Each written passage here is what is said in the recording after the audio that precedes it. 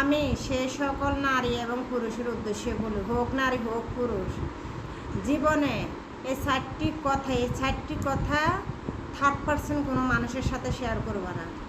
1 নম্বর পুরুষদের উদ্দেশ্য, মহিলার উদ্দেশ্যে বলি। 1 নম্বর কথা হলো, তোমাদের হাজব্যান্ড ওয়াইফের ভিতরে কি কথা হইতে আছে সেগুলো তোমার ফ্রেন্ড সার্কেল হোক, বান্ধবী হোক, আত্মীয়স্বজন কারো কাছে শেয়ার করবে না। 2 নম্বর কথা হলো, জীবনে মরে যাবা অভাবে অনটনে, কিন্তু আত্মীয় স্বজন বলো আর বন্ধু বান্ধবের কাছে বলো কখনো হাত বাড়াইবা না। 3 নম্বর কথা হলো, না খাই থাকবা, তারপরও কারোর কাছে মুখ ফুটে বলতে যাবে না যে আজকে না খাই আছি। 4 নম্বর কথা হইল, প্রয়োজনে ভিক্ষা করবা, তারপরও নিজের আত্মীয় স্বজন বলো আর যাই বলো না কেন তাদের কাছে যাই হাত পাতবা না। কারণ কেন, তোমার ভালো সময় আসলে তাদের খারাপ সময় যদি তুমি তাদেরকে আবার সহযোগিতা না করতে পারো